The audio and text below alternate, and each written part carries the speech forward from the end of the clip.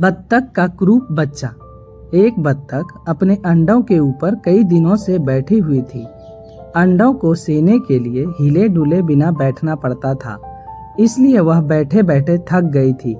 लेकिन अपने प्यारे प्यारे बच्चों को देखने के लिए वह कुछ भी कर सकती थी, इसलिए धैर्यपूर्वक बैठी हुई थी। तभी उसे कुछ आवाज सुनाई दी। कर्र की आवाज के साथ उसका एक अंडा टूटा। बत्तख खुशी से नाचने लगी। एक बच्चा बाहर आया, फिर दूसरा अंडा टूटा और दूसरा बच्चा बाहर आया, फिर तीसरा, फिर चौथा। बत्तख ने अपने बच्चों को प्यार से देखा। चारों बच्चे बहुत सुंदर थे। वह बोली, चलो बच्चों, हमें अपने घर जाना है। तभी उसने देखा कि एक अंडा अभी तक खुला ही नहीं था। यह अंडा उसके बाकी सब अंडों से अलग दिखाई देता था, थोड़ा बड़ा भी था आकार में। यह मेरे बाकी अंडों जैसा तो नहीं दिखाई देता, उसने मन में सोचा। तभी कर्र की आवाज के साथ वह आखिरी अंडा भी टूटा और उसमें से एक छोटे से बच्चे ने सिर बाहर निकाला। बत्तख खुश हो रही थी कि अभी एक और प्यारा बच्चा बाहर निकलेगा, लेकिन ये बच्चा जब बाहर निकला तो बत्तख थोड़ी सी निराश हो गई थी। यह बच्चा उसके बाकी बच्चों जैसा सफेद और सुंदर नहीं था। देखने में भी यह थोड़ा सा बड़ा था, लेकिन बत्तख को इससे कोई फर्क नहीं पड़ता था। उसके मन में अपने पांचों बच्चों के लिए बराबर प्यार था। अपने पांचों छोटे छोटे बच्चों को लेकर वह उस फार्म हाउस में वापस पहुंची, जहां उसका घर था। फार्म हाउस में सब उसका इंतजार कर रहे थे। बत्तख और उसके बच्चों को आता देखकर सब खुश हो गए। बत्तख के चारों सुंदर बच्चों को सबने खूब प्यार किया, लेकिन उस पांचवें बच्चे को सब कुरूप कहकर चिढ़ाने लगे। उस कुरूप बच्चे को कोई ना तो प्यार करता था, ना ही अपने साथ खेलने देता था। जैसे जैसे वह बच्चा बड़ा होने लगा, उसे लगने लगा कि उसे कोई भी प्यार नहीं करता, क्योंकि वह बहुत बदसूरत है। एक दिन तो उसी के भाई ने उसके माथे पर जोर से चोंच मारी। बहुत दर्द हुआ उसे। उसके माथे पर बिंदी जैसा निशान बन गया। दुखी होकर उसने निश्चय किया कि वह घर छोड़कर चला जाएगा। वह चुपचाप चलता चलता फार्म हाउस के पीछे वाली झील के किनारे आ गया। वहाँ कुछ और पक्षी रहते थे। उन्होंने बत्तख के कुरूप बच्चे का स्वागत किया। कुरूप बच्चा वहाँ रहने लगा। शुरू में उसको अकेले रहने में परेशानी हुई, लेकिन फिर धीरे धीरे वह सीख गया। एक दिन उस झील में कुछ बहुत ही सुंदर पक्षी उड़कर आए।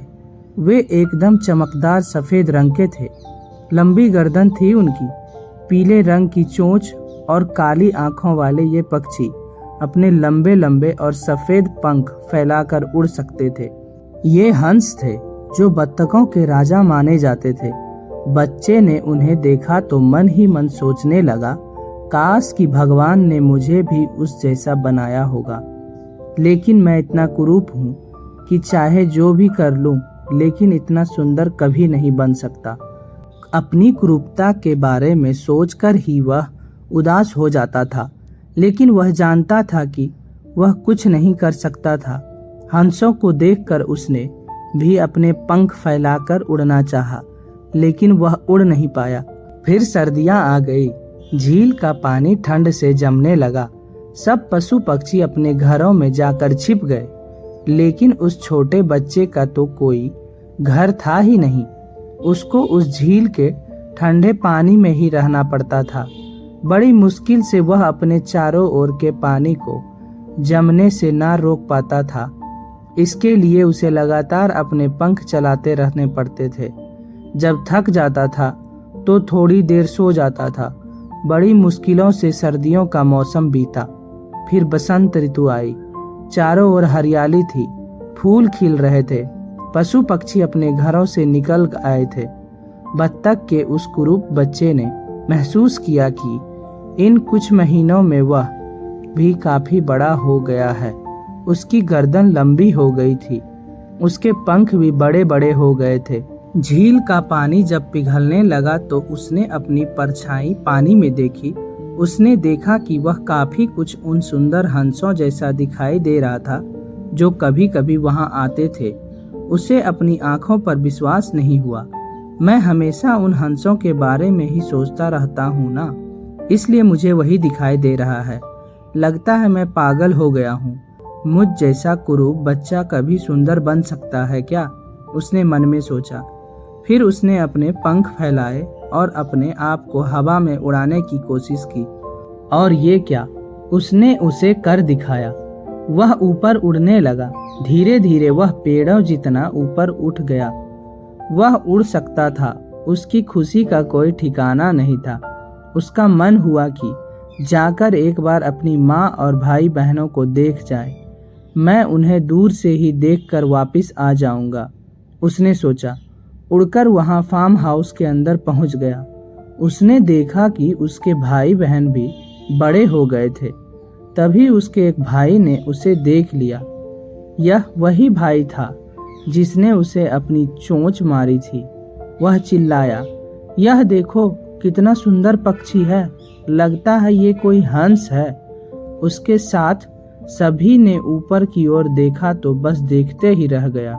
इतना सुंदर पक्षी उन्होंने पहले कभी नहीं देखा था। अपनी तारीफ सुनकर कुरूप बच्चे को विश्वास नहीं हुआ। वह हिम्मत करके नीचे उतरा। सबने उसे घेर लिया। सब उसे छू छू कर देख रहे थे। उन्होंने राजहंसों के बारे में सुना जरूर था, लेकिन कभी देखा नहीं था। तभी उसके भाई ने उसके माथे पर चोट का वह निशान देखा। वह तुरंत समझ गया कि यह उनका खोया हुआ कुरूप भाई है। उसने सबको बताया, अरे ये तो अपना कुरूप भाई है, देखो ध्यान से देखो। सबकी आंखें खुली की खुली रह गई।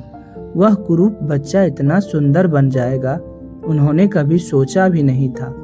माँ बत्तख दौड़ कर आई और उसने अपने खोए हुए बच्चे को बहुत प्यार किया। उसे गर्व था कि वह एक सुंदर राजहंस की माँ है। धन्यवाद।